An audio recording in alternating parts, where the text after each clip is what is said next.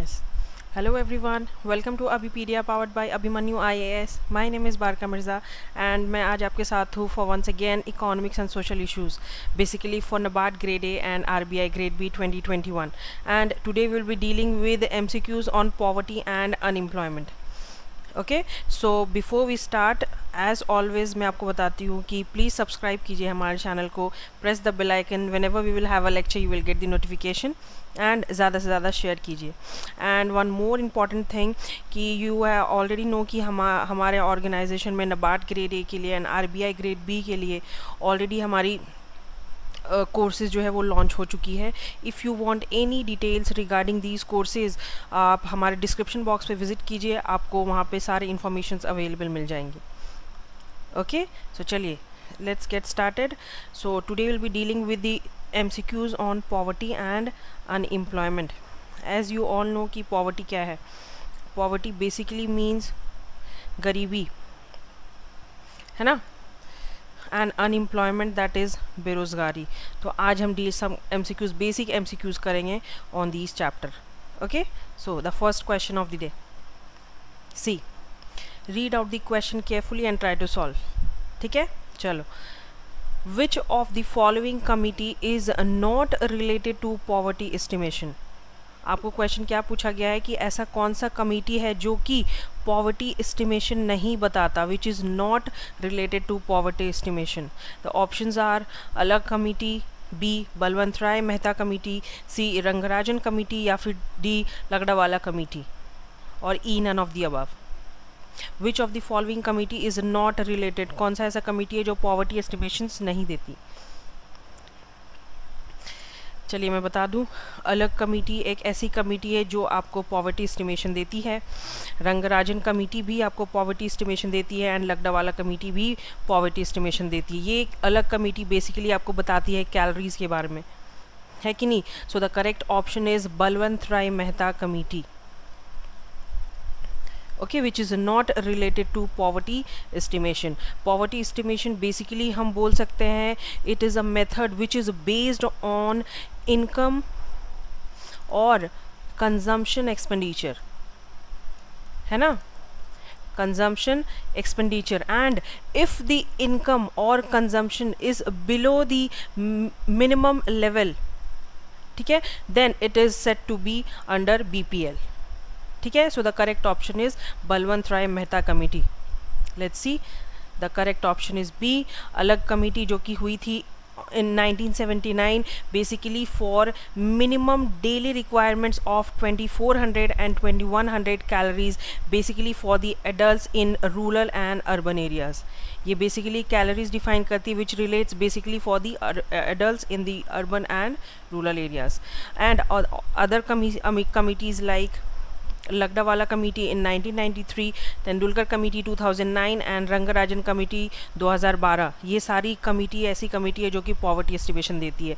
And Balwant Rai Mehta committee which is basically related to Panchayati Raj institution which does not give any poverty line estimation.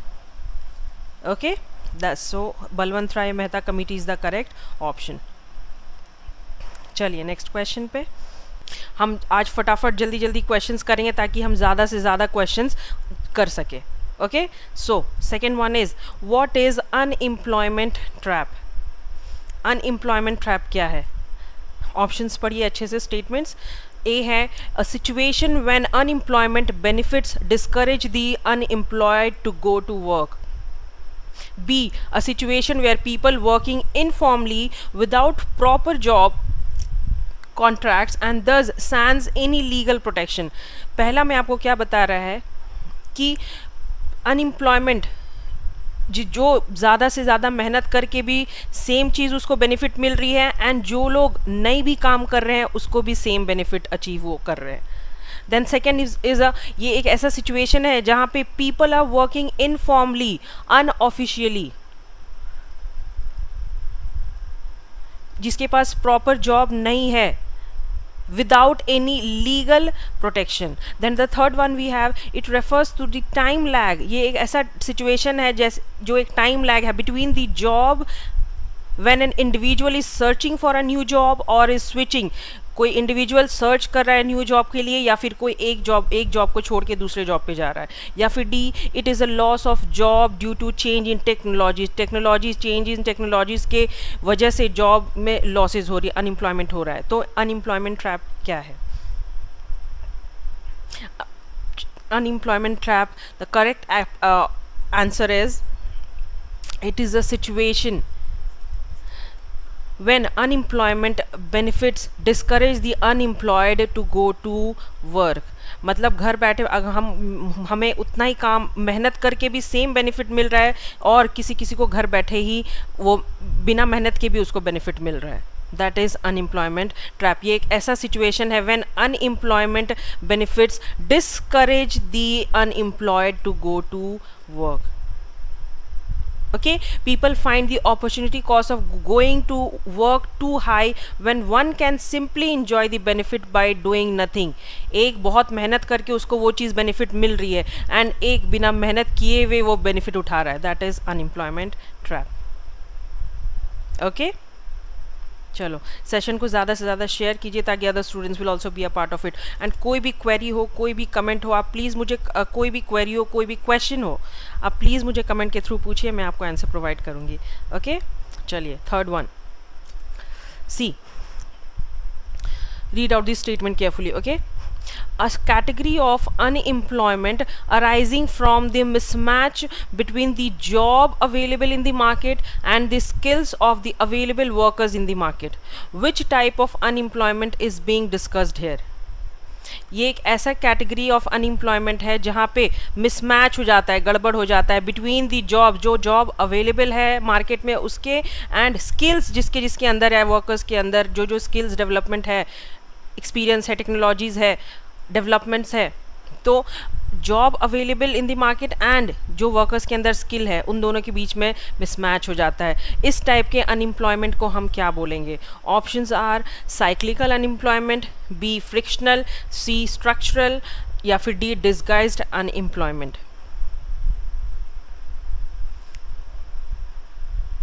क्या होगा? Let's see. Cyclical unemployment क्या हो गया? ये एक ऐसा अनएम्प्लॉयमेंट है, cyclical unemployment basically relates to the business cycle. जो फ्लक्चुएशंस होती है, basically in the business cycle. The first one we have expansion. Expansion में जितने भी सारी एक्टिविटीज़ है, जितने भी सारी फैक्टर्स है, हम demand and supply of goods and services बोले, वेजेस, सैलरीज, इन्वेस्टमेंट, जो भी बोले, इन्फ्लेशन, तो ये सारी जो एक्टिविटीज़ है, जो फैक्टर्स है, वो क्या है, धीरे धीरे इंक्रीज होती है, एक्सपैंड होती है। ठीक है, तो एक्सपेंशन, कॉन्ट्रैक्शन और रिसेशन। कॉन्ट्रैक्शन में इन सारे फैक्टर्स में डिक्रीमेंट आ जाती है। तो साइक्लिकल अनएम्प्लॉयमेंट क्या हो जाता है इस टाइम पे? ये this unemployment rises eight the time of recession. Recession के टाइम पे या कॉन्ट्रैक्शन के टाइम पे ये क्या हो जाती है? इंक्रीज होती है, राइज होती है, बढ़ती है, and reduces at the time of recovery.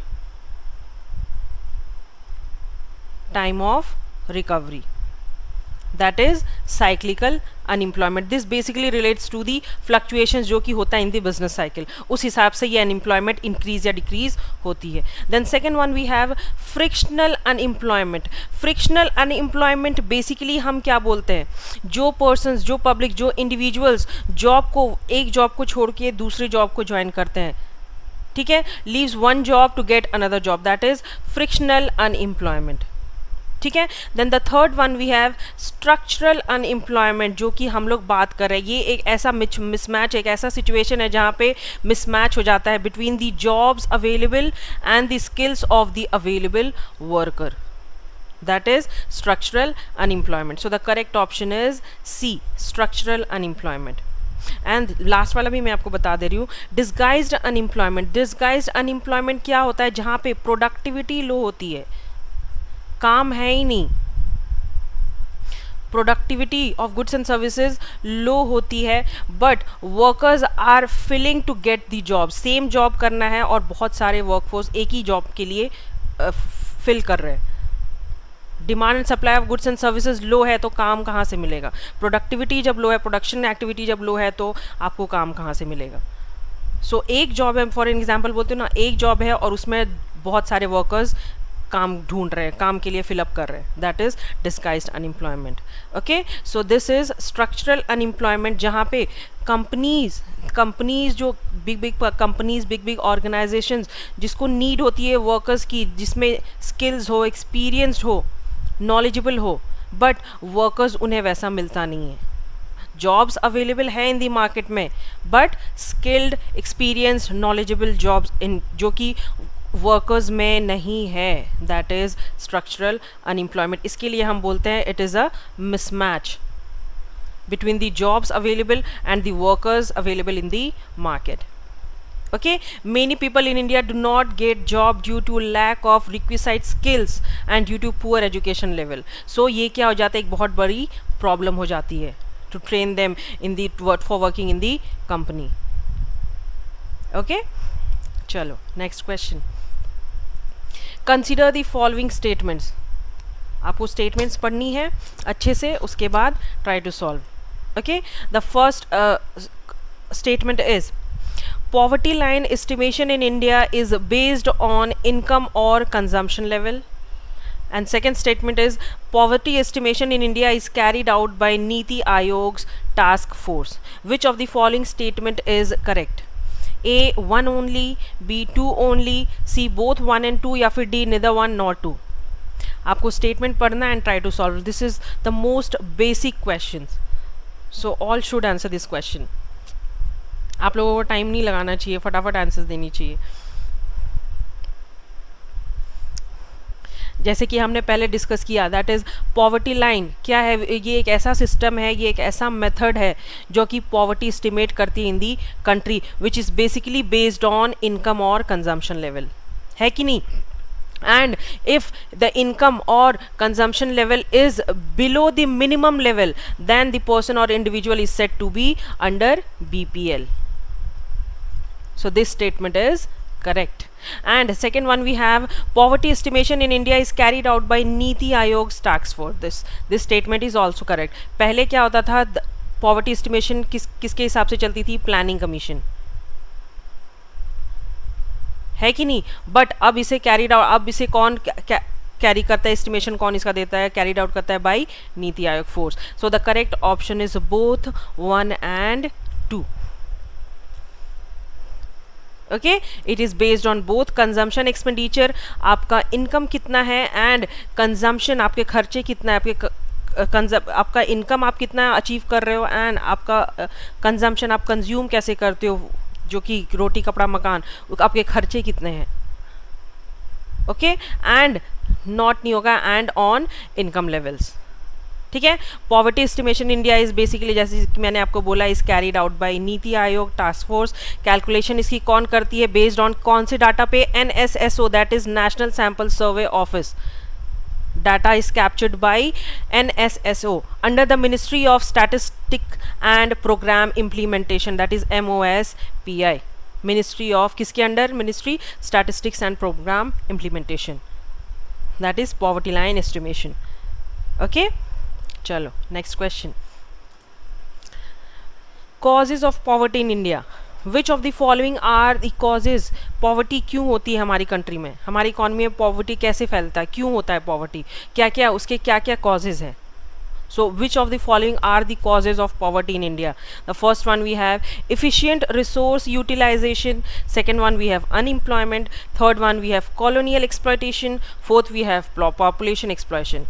select the correct code। A 1 2, B 2 3 4, C 1 3 and 4, या फिर D all of the above। क्या है causes of poverty, जो कि बेसिक नीड्स भी पूरी नहीं होती है इंसान की, उसके कॉजेज क्या क्या है। So this is also the most basic questions. So आपको पता ही होगा कि the causes of poverty in India is B 2 3 and 4, that is unemployment, बेरोजगारी, कॉलोनियल एक्सप्लॉयटेशन, जो कि वर्कर्स तो मिल जाते हैं बट उसके बेस्ट एफर्ट्स को यूज़ करके उससे बेनिफिट्स लेके उसको छोड़ देना, that is colonial exploitation. And population exploitation, that is increase in the population, a sudden increase in population.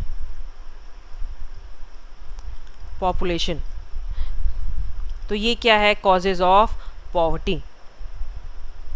Efficient use of resources, ये कैसे होगा? ये तो इफ़िशिएंट, अगर हमें कोई रॉ मटेरियल है, रॉ मटेरियल को हमें अगर कुछ काम करने के लिए हमें कुछ सामान मिला है तो उतने सामान में हमें कितना अच्छे से अच्छा, कम से कम सामान में अच्छा से अच्छा काम करना है. दैट इज इफ़िशिएंट यूटिलाइजेशन और use of resources.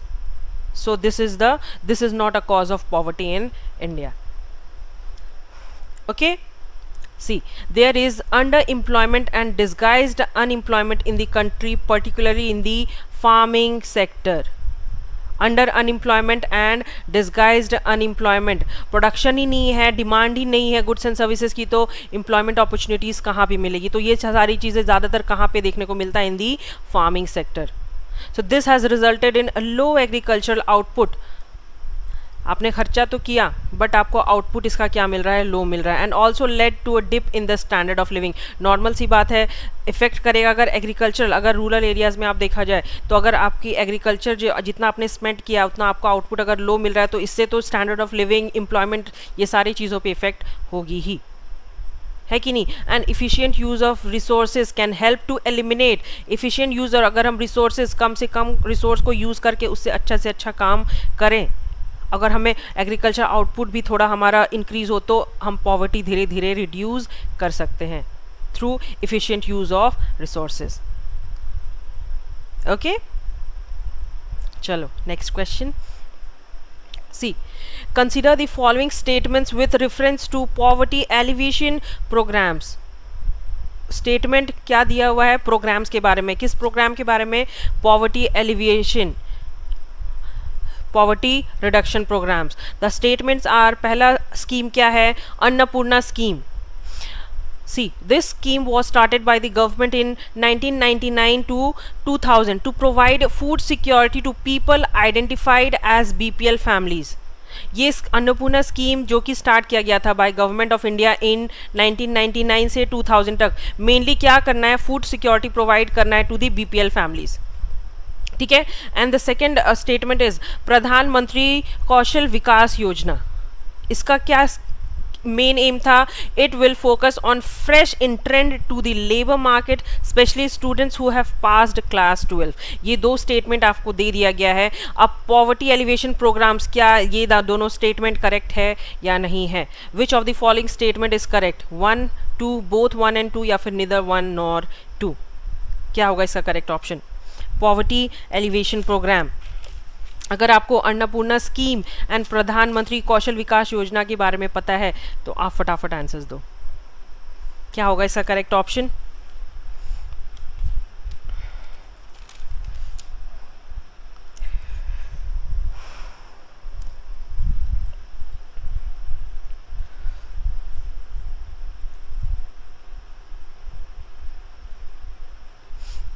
Let's see.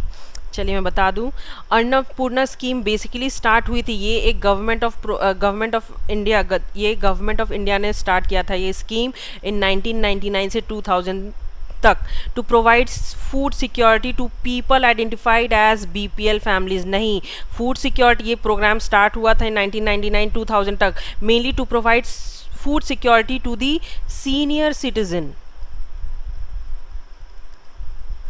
Senior citizen के लिए ये प्रोग्राम बनाया गया था. So this statement is incorrect. Sorry, yes, incorrect. Then second one we have प्रधानमंत्री कौशल विकास योजना. ये मेन योजना ये किस लिए बना गया था? Mainly for the labour markets के लिए. ठीक है. Specially students who have passed class 12. This statement is also wrong. ये योजना क्यों बनाया गया था? ये मेनली फ्रेश इंटेंट्स के लिए है, मेनली फॉर लेबर मार्केट्स के लिए है. लेकिन जो student for class 10 and class 12 जिसको ड्रॉप आउट्स लगे हैं. So the correct option is D, neither 1 nor 2. Okay.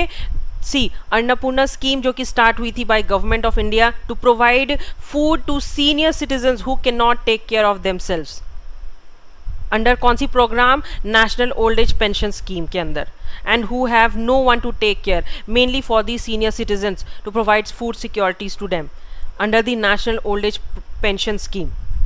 Okay, and Pradhan Mantri Kaushal Vikas योजना मेन फोकस किस पे था, लेबर मार्केट्स पे था ही, but specially labour markets and class 10 and class 12 drop out जो कि रिजेक्ट हो गया, जो कि फेल हो गए, फेलियर्स ऑफ क्लास 10 एंड 12, उनको उनके अंदर क्या है, स्किल डेवलपमेंट लाना, recognition and standardisation of skills, recognition and standardisation of skills and development of skills basically हम बोल सकते हैं। Okay, Annapurna scheme and Pradhan Mantri Kaushal Vikas योजना स्कीम। ठीक है, चलो next question. Yes, usual status, that is US unemployment is calculated with reference to period of US usual status unemployment कैसे calculate होता है? Options are A yearly, B monthly, C biannually या फिर D weekly. Usual status unemployment, first of all आपको ये पता है कि what is usual status unemployment. Usual status unemployment एक ऐसा सिचुएशन है जहाँ पे पूरे ईयर, इन अ ईयर कितने डेज हो जाते हैं हमारे 365 डेज में। अब 365 डेज में कितने ऐसे पब्लिक्स है, कितने ऐसे इंडिविजुअल्स पीपल्स हैं जो कि विदाउट एनी गेनफुल वर्क, उन्होंने मतलब कोई गेनफुल वर्क के लिए कुछ प्रॉफिटेबल के लिए कोई काम ही नहीं किया है।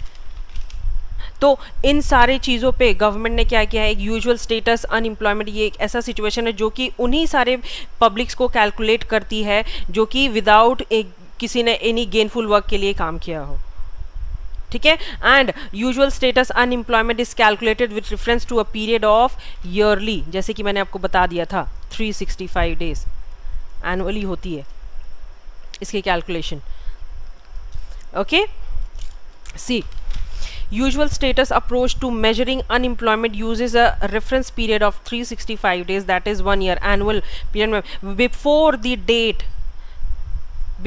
date of the survey, that is NSSO, National Survey Sample Office, okay, for measuring unemployment. The usual status approach for measuring unemployment also looks at the principal activity. Principal activity ये एक ऐसा अप्रोच है, एक ऐसा system है जो कि look out करता है एक principal activity. Principal activity basically हम बोल सकते हैं जो पब्लिक, जो मतलब एक पब्लिक को अगर ले लिया जाए तो एक पब्लिक या सिंगल इंडिविजुअल पूरे साल उसने 365 डेज में ऐसे कौन कौन से एक्टिविटीज़ किए। and subsidiary activity status of the worker. Subsidiary activity status basically relates to the employment of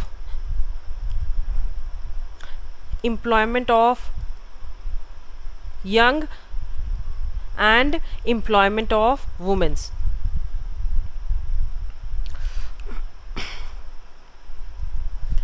Employment of women in the country. ठीक है, that is usual status approach, and ये कैलकुलेट कैसे होता है, annually, that is 365 days. Okay, चलो next question. See, relative poverty refers to a situation where, relative poverty actually क्या है, what is relative poverty? Options are A, a person falls behind others, B, a person is unable to obtain the necessaries for life, C, a person is below poverty line, या फिर D, a person is poorer than another in the developed world, या फिर E, all of the above. क्या है relative poverty? What is relative poverty? ये एक ऐसा situation है जो कि पर्सन जो कि 50% जो कि मतलब अपनी बेसिक नेसेसिटीज़ ऑफ लाइफ को भी पूरा करने के लिए उन्हें बहुत सारी उनके पास इनकम, सोर्स ऑफ इनकम नहीं है तो बेसिक नेसेसिटीज़ भी कहाँ से पूरा करेंगे, that is relative poverty. A person falls behind others. See, relative poverty is when household receives 50% or less than average household income. Income अगर कम है तो बेसिक नेसेसिटीज़ भी कहाँ से पूरा होगा? जब पैसा ही नहीं है तो अर्न करने का सुविधा ही नहीं है, तो हम नेसेसिटीज, हम बेसिक चीज़ें कहाँ से, नीड्स अपनी कहाँ से पूरी करेंगे? That is relative poverty. When household receive 50% less than the average household income, so they do not have some money but still not enough money to afford anything above the basics. अगर खरीदना भी है तो basic चीज़ ही है खरीदेंगे जो कि हम डेली हम मतलब खा पी के जैसे चल सकता है. That is relative poverty. Okay, चलो next question. See, this one is important. Use of energy requirements basically relates to the calorie. ठीक है, as a measure of poverty in India was made up for first time by, किसने calories का measure किसने किया?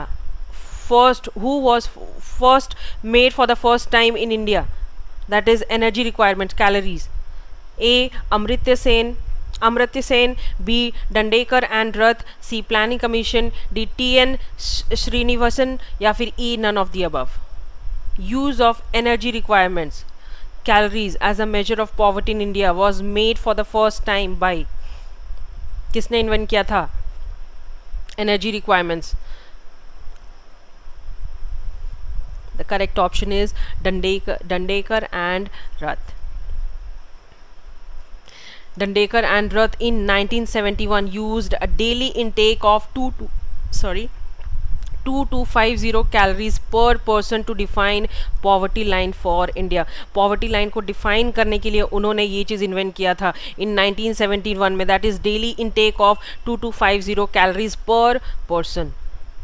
And उन्होंने ये भी conclude किया था अपने स्टडीज़ में कि 40% ऑफ रूरल एरिया के people and 50% of urban residents were below the poverty line. In 1960-61 में उन्होंने ये भी अपने स्टडी के थ्रू उनको पता चला था कि 40% rural residents and 50% urban residents under the poverty line पाया गया था, people below the poverty line. Okay, that is Dandekar and Rath in 1971. चलो next question.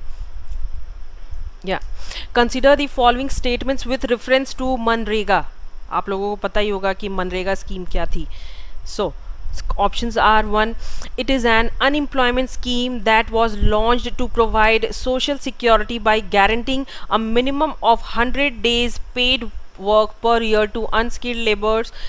Second, we have the scheme was launched in 2007.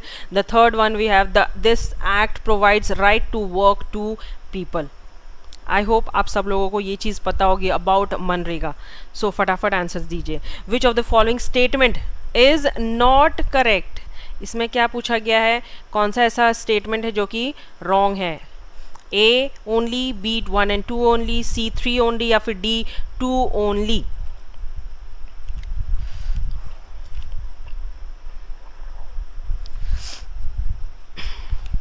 क्या होगा इसका correct option? MNREGA scheme, as you all know, ये scheme एक ऐसा स्कीम है जो कि गवर्नमेंट ऑफ इंडिया ने लॉन्च किया था with a launch to provide social security by guaranteeing a minimum, जो कि 100 डेज वर्क, आपको पता ही होगा, minimum of 100 days paid work per year, हर साल 100 दिन का काम, टू जो बैठे हैं इन द रूरल एरियाज और in the urban areas, mainly to the workforce, mainly employment opportunities provide करना, जो जिसको एम्प्लॉयमेंट नहीं मिल रही है, mainly to the unskilled labourers. ठीक है, तो this statement is correct. It is an employment scheme basically to provide social security by guaranteeing a minimum of 100 days paid work per year. The second, we have the scheme was launched in 2007. This one is not correct. The scheme was launched in 2005. है कि नहीं? And this act provides right to work to people. So the correct the statement which is not correct is D 2 only. Okay. ये क्या है? एक employment scheme है जो कि लॉन्च हुई थी इन 2005 में, basically to provide social security by guaranteeing 100 day paid work to the people या फिर ऑल दी फैमिलीज, जो फैमिलीज में जो वो कोई काम करने वाला नहीं है, जो एडल्ट मेंबर्स हैं, या फिर अनस्किल्ड लेबरर्स के लिए for intensive work, mainly employment opportunities for 100 days. Okay, and ये स्कीम लॉन्च हुई थी इन 2005. ओके, चलो next question. See, which scheme was started in 1993 to create self-employment opportunities for educated employed youth in rural areas and small towns? ये कौन सा scheme है जो कि स्टार्ट हुई थी इन 1993 में, basically for self employment opportunities for educated, पढ़े लिखे हैं बट अनएम्प्लॉयमेंट यूथ है in rural areas and small towns. Options are A prime minister Rozgar Yojana, B national rural employment guarantee act, C rural employment generation programme, D Swarna Jayanti Gram Swarozgar Yojana, या फिर E none of the above. ऐसा कौन सा programme है, कौन सा scheme है?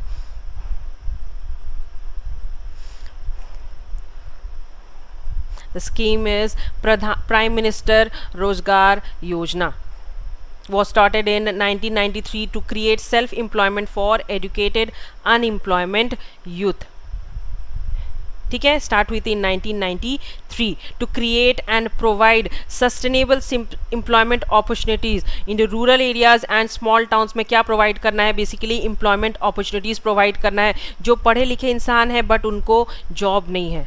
So to 1 million educated unemployed youth in the country during the 8 plan period. जब प्लानिंग कमीशन चल रही थी, जब हमारे प्लान्स चल रहे थे, 11 to 12 प्लान चल रहे थे, तो 8 प्लान पीरियड में 8 प्लान में ये चीज़ डिसाइड किया गया था. That is prime minister Rozgar योजना in 1993 to create या फिर to provide sustainable self-employment opportunities to 1 million educated unemployed youth in the rural or small towns. Okay, चलो नेक्स्ट क्वेश्चन. कोई भी प्रॉब्लम है, कोई भी क्वेरी है, प्लीज़ मुझे कमेंट के थ्रू पूछिए, मैं आपको आंसर प्रोवाइड करूँगी. ओके, एंड सेशन को ज़्यादा से ज़्यादा शेयर कीजिए ताकि other students will also be a part of it. Okay, चलो पढ़िए स्टेटमेंट को, read the statement carefully. If a person is ready to work at the prevailing wage rate in the market, but he is unable to find the work, then what type of unemployment would it be called? अगर कोई person या कोई individual तैयार है कोई भी wage rate में काम करने के लिए बट फिर भी उसको काम नहीं मिल रहा है, तो इस टाइप की सिचुएशन को हम कौन सा अनएम्प्लॉयमेंट का नाम देंगे? Whether A voluntary unemployment, B involuntary unemployment, C seasonal, D disguised, या फिर E none of the above. Let's see voluntary unemployment. Voluntary unemployment क्या हो जाता है? वॉलेंट्री अनएम्प्लॉयमेंट ये एक ऐसा सिचुएशन है जो कि यहाँ पे group of workers deliberately choose not to work at the low wage rate. यहाँ पे एक साथ वर्कर्स क्या करते हैं कि काम हम नहीं करेंगे eight the low wage rate. That is voluntarily unemployment. Then we have involuntarily unemployment. Involuntarily unemployment एक ऐसा situation है जहाँ पे workers या individuals या persons are ready to work at the prevailing wage rate but unable to find work. तैयार है कोई भी वेज रेट में कोई भी सैलरी में काम करने के लिए बट उन्हें काम नहीं मिल रहा है. So the correct option is involuntarily unemployment. Seasonal, as you all know कि सीजन के हिसाब से, दैट इज़ ये एक ऐसा सिचुएशन है जहाँ पे सीजन्स के हिसाब से अनएम्प्लॉयमेंट ज़्यादा बढ़ जाता है. बहुत कम ऐसा सिचुएशन होता है. फॉर एन एग्जांपल मैं आपको बता देती हूँ, टूरिज्म के टाइम पे, eight the time of tourism हो गया, प्रोडक्शन हो गया, कंस्ट्रक्शन हो गया, रिटेलिंग हो गया, तो ये सारी चीज़ें ये एग्जाम्पल्स है, तो ये सीजनली होता है, तो उस टाइम पे ये एम्प्लॉयमेंट हो जाती है. Then fourth one we have disguised unemployment. Disguised unemployment, demand and supply, demand कम हो गया गुड्स एंड सर्विसेज की, प्रोडक्टिविटी लो हो गई है, प्रोडक्शन एक्टिविटी कम हो गई है, प्रोडक्टिविटी लो हो गई है, एंड ज़्यादा से ज़्यादा वर्कफोर्स जो है एक ही काम के ऊपर वर्क ढूंढ रहे हैं, एक ही जगह पे वर्क ढूंढ रहे हैं, तो कहाँ से काम मिलेगा? And E none of the above. So the correct option is involuntarily unemployment.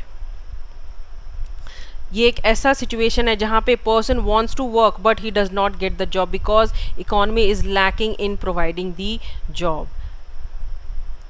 That is involuntarily unemployment.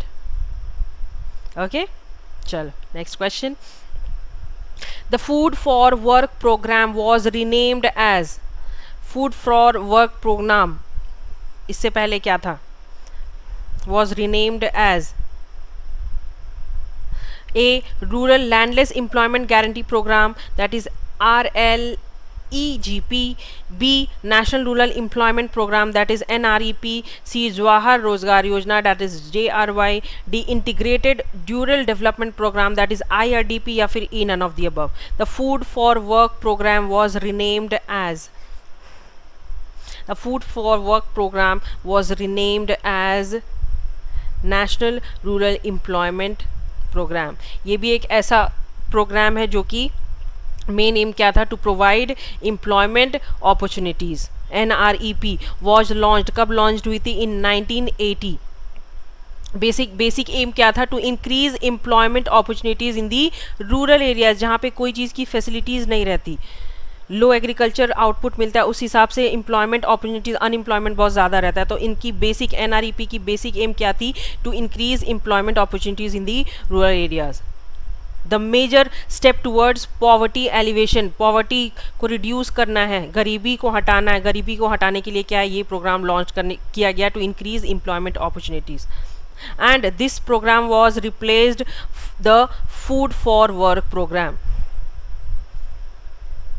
Okay, it aims to enhance livelihood securities in rural areas by providing 100 इस प्रोग्राम की भी मेन एम क्या थी, to provide security, livelihood security, basic जो basic needs है, जो necessities of life है, जो रूरल एरियाज़ में कैसी पूरी हो, to provide 100 days wage employment in financial year to every household adult members volunteer to do unskilled manual work. Rural areas में जहाँ पे कोई हमें सुविधा नहीं मिलता है किसी चीज़ का, एम्प्लॉयमेंट अपॉर्चुनिटीज़ बहुत कम रहती है, अनएम्प्लॉयमेंट बहुत ज़्यादा रहता है, तो वहाँ पे इस प्रोग्राम के थ्रू ये भी चीज़ पूरी गई कि एटलीस्ट 100 days वर्क प्रोवाइड करेंगे.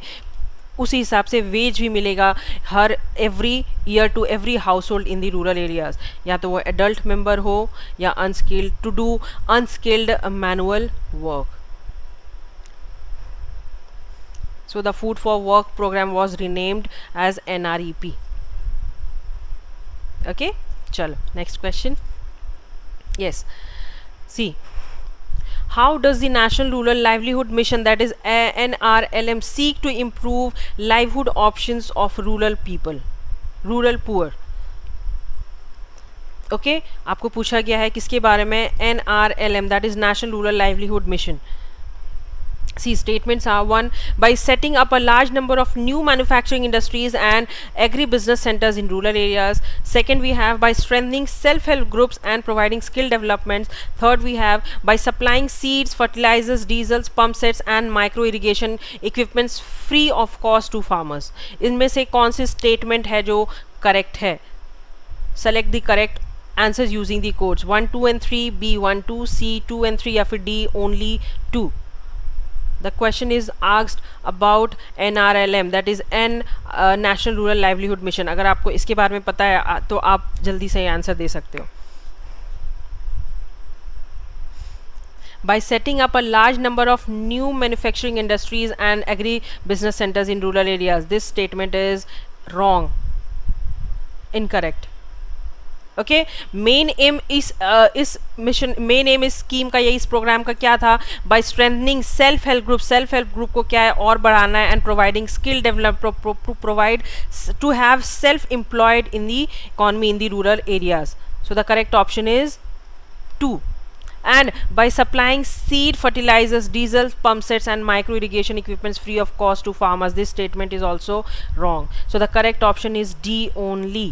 ये मेनली किस चीज़ के लिए था, सेल्फ हेल्प ग्रुप के लिए. मेन एलिवेशन क्या था, मेन एम क्या था, to maintain, to develop the self help group in the rural areas and to reduce poverty. ये मेन स्कीम क्या है, to reduce poverty alleviation, to reduce the poverty, गरीबी को हटाना है. And it is implemented by the ministry of rural development, government of India. Main focus को किस पे किया गया था, promoting the self employment and organisation of rural people.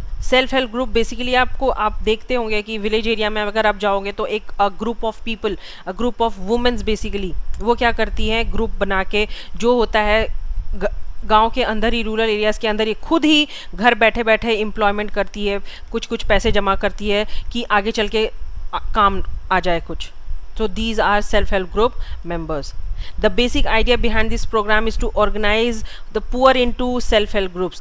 Main क्या है, जो poor people है उनको क्या करना है, self-help group के अंदर लाना है and to make them self-employed. So Ministry of Rural Development also launched Swarna Jayanti Gramin Swarozgar Yojana. Ministry of rural development ने ये भी प्रोग्राम, ये भी योजना लॉन्च किया था for promoting self employment among rural people. Okay, that is national rural livelihood mission. ये एक ऐसा मिशन है, एक ऐसा प्रोग्राम है, ये एक ऐसा स्कीम है to reduce poverty in the country. Okay, चलो last question of the day. Okay, which of the following state introduced employment guarantee scheme first. ऐसा कौन सा स्टेट है जो कि फर्स्ट इंट्रोड्यूस किया था हमारा employment guarantee scheme. Options are A Madhya Pradesh, B Maharashtra, C Tamil Nadu, D Karnataka या फिर ई उत्तर प्रदेश. कौन सा ऐसा स्टेट है जिसने फर्स्टली ये इंट्रोड्यूस किया था scheme, that is employment guarantee scheme. Madhya Pradesh, Maharashtra, Tamil Nadu, Karnataka या उत्तर प्रदेश. The correct option is yes. The correct option is Maharashtra. Maharashtra is the first state who introduced employment guarantee scheme. Right to work. हर एक individual को, हर एक people, हर एक citizen of India को ये right है to choose what to work, how to work. Okay, the Maharashtra government introduced EGS, that is Employment Guarantee Scheme in 1972-73. ये scheme कब launch हुई थी? in 1972 से 73 तक, जो कि इंट्रोड्यूस हुई इन महाराष्ट्र में. The scheme was first to its kind to give recognition to the right to work. Main aim क्या था? Main aim to provide right to work and instinct in the constitution. It embodied a commitment by the state to provide work to a person who comes forward to offer labor. इंसान के अंदर ये right है कि कौन सा उसको काम करना है, किस टाइप का काम करना है, वो उसके अंदर उसको राइट दिया गया था. तो ये महाराष्ट्र ऐसा फर्स्ट स्टेट था जो कि ये स्कीम निकाला था, that is employment guarantee scheme in 1972 से 73 तक. ओके, चलो सो आज का हमारा सेशन यहीं पे ओवर होता है. आई होप आप लोगों को अच्छा लगा होगा. कोई भी प्रॉब्लम होगा, कोई भी क्वेरी होगी, आप प्लीज़ मुझे कमेंट के थ्रू पूछिए, मैं आपको आंसर प्रोवाइड करूँगी. ओके, एंड मैं फिर से आपको बता दूं कि अब अगर आपको कुछ भी डिटेल्स चाहिए regarding the products of NABARD grade A and RBI grade B, तो आपको उसका लिंक हमारा डिस्क्रिप्शन बॉक्स पे मिल जाएगा. Visit our description box, you will get each and everything available over there. Okay, and हमारा जो कि वार्म अप कोर्सेज जो वो यूट्यूब पे जाती है, तो प्लीज़ रजिस्टर कीजिए हमारे साथ एंड अपने प्रिपरेशन को जारी रखिए. So thank you everyone, have a great day ahead.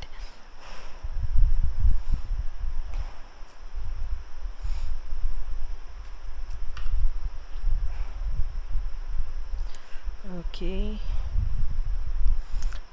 bye, take care all of you.